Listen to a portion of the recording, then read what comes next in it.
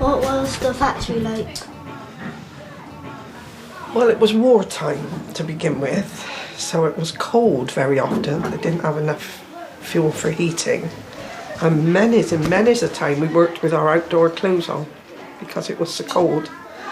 And in the early days when I was in there, occasionally, where it was so cold, they'd stop the machines and we'd go for a run down the stairs and through the corridors at the bottom and back up again to keep our circulation going.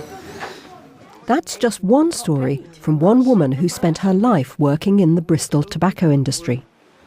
Along with others who remember working life in the 1940s, she's been invited to share her memories with a Year 6 class at Luckwell School in a suburb of Bristol that used to provide workers for that industry. Year 6 teacher Julia Christmas explains why. The project is to invite Will's girls into the classroom so the children get first-hand information from those people so they can tell them what the place was like, what they did, how the community's changed, and hopefully look at some artefacts. And they're going to record interviews with the people that visit us. And the other children are going to take photographs and use that as a PowerPoint presentation. The lesson relates to the QCA scheme of work for a local study in the unit Britain since 1930. Julia wants the children to understand working life in the factories, and so came up with the idea of inviting people who have that experience to share it with her class. In this particular area, the majority of people used to work at the tobacco factory, and that was a community in itself. And everything they did, entertainment, work, relationships, romances, all stemmed from that place. And I became very interested in how the tobacco factory had changed, so it was like part of my own interest in it. And because of it, I actually went to the library and found this wealth of information that was actually in massive big books of newspaper cuttings all about the Wills girls, not even about the rest of the history of the place. And then found out there was 4 factories in Bristol, and it goes on forever. And I thought the children would really enjoy this because it's just near them. Even more interesting, can you recognise these windows? We started off actually building up questions that they would like to ask the Wills girls to get ideas of what it was like to work there. So the children actually got the questions together. In the big hall? A lot of the people who worked there actually were pupils at this school. So it's a local history, and actually a lot of people are concerned that with the curriculum as it is, local history has been lost.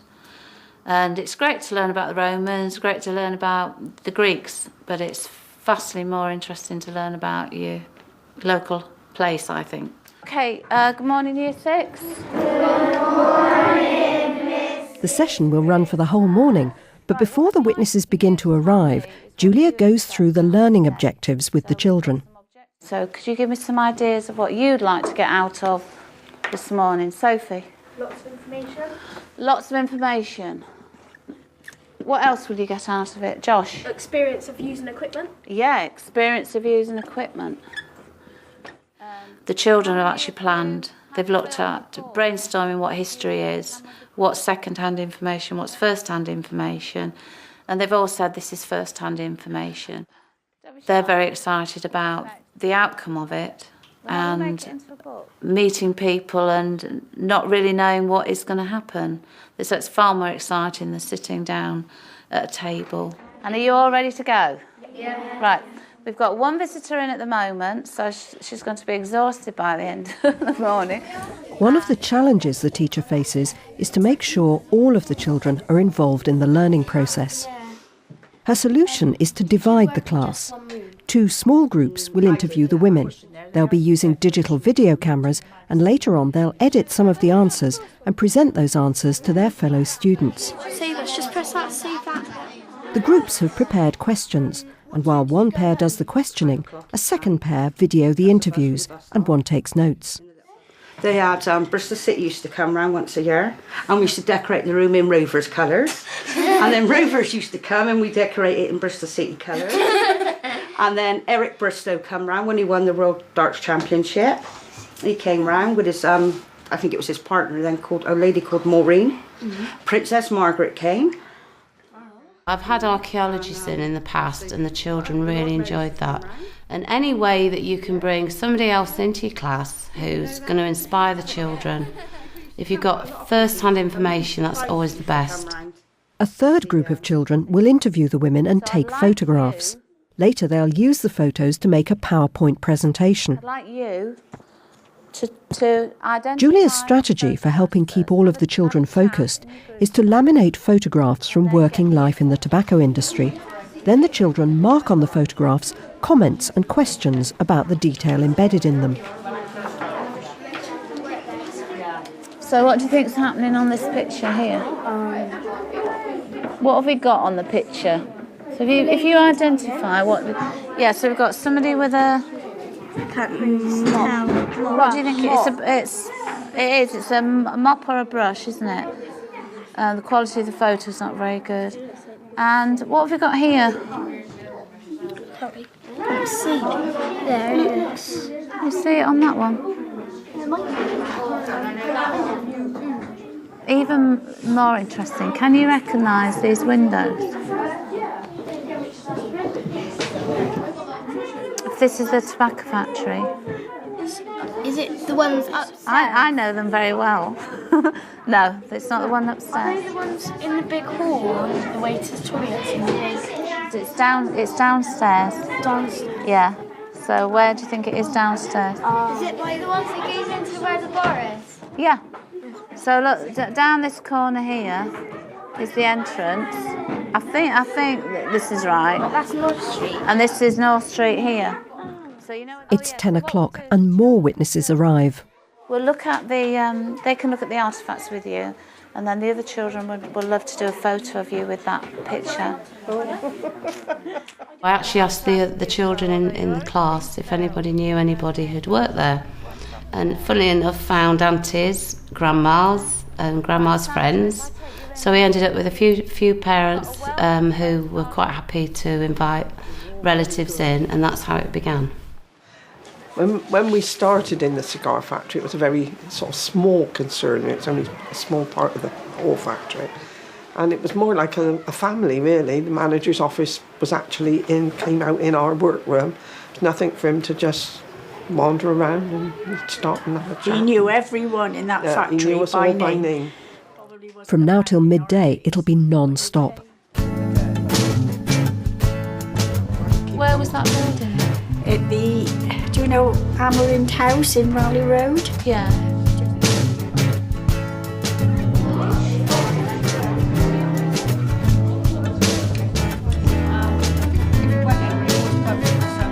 How many cigars did you make a day?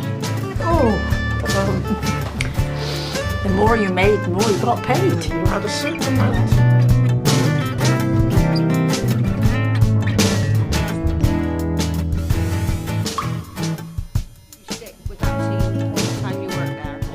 So what did you do when you worked there? I'd done cigarettes, I learned how to do cigarettes. What did you do like to make them? They was already made, they already count you on, I called it a sling. It was like two pieces of metal that went like that and curled at the ends. You had two pieces together with a gap. So they'd lay all the cigarettes, used to come around on a machine or through the air. And you caught them through the two metal thing and you'd flick into what they called an operative. They used to all go down in the machine. And then they'd go through and go into the silver paper, and then it'd go through another part of the machine. It'd get wrapped in foil, cling film, plastic, and then it'd go to another part and get wrapped up in. They used to do it in paper then. If you try and work for an hour on something like this, the children get really inspired. They're writing, they're talking, they're interacting, they're listening. They're doing lots of numeracy skills and literacy skills, and you can feed in your literacy as well at another time. But I just personally feel you've got to give them time to work together and work it through, and if you keep to an hour, it's not long enough. How many people worked in the factory? Oh, thousands of people worked in the factory. Tobacco? Yeah. Something's happening here with the tobacco. Would you go back if it opened again? No, I don't think I would actually. I think I've been there, done that, so I don't think I want to do it again.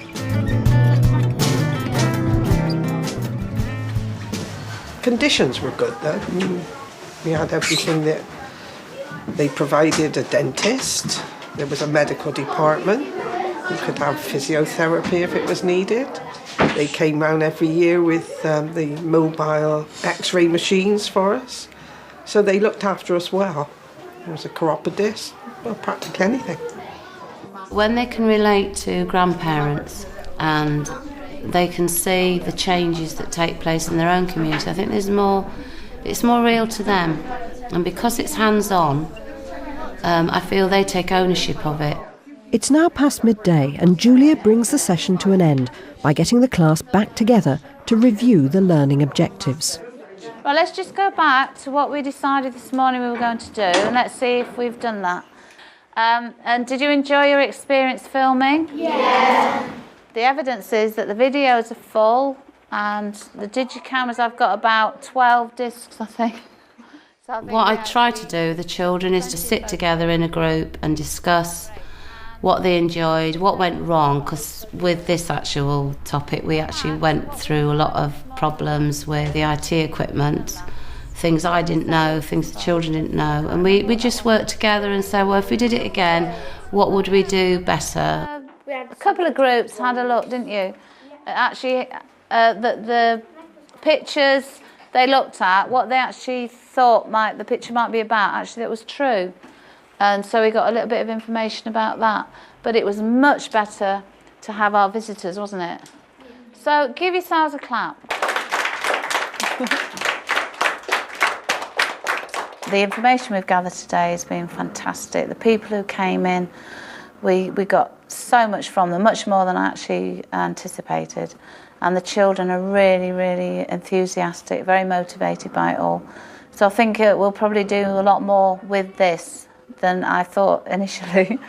And we'll probably have more people in as well. What do you like to make up? Children filming, we're very confident. I think the children using the digicameras just got into using the digicameras. And I don't mind that because they can evaluate that later and say they should have controlled themselves a bit more. And I think I would have finished about half an hour earlier than we did, because I think a lot of the children were starting to flag. They'd really concentrated on the job and they'd stayed on task, and then they needed to have a break really from it. In a subsequent session, the children use an ICT suite in the school to edit videos and make their PowerPoint presentations. But how does Julia assess the value of bringing the witnesses into the classroom to do this local history project? I think I'll wait to see what the children say about how it went, and if there were people not doing anything or there were people sat not getting involved, and see how we can change that. So it's always good to check what they feel. I think with any teaching, especially humanities, history can be such a lot of fun. And if you incorporate this and the drama side of it together, the ingredients are there, and what you get is magic.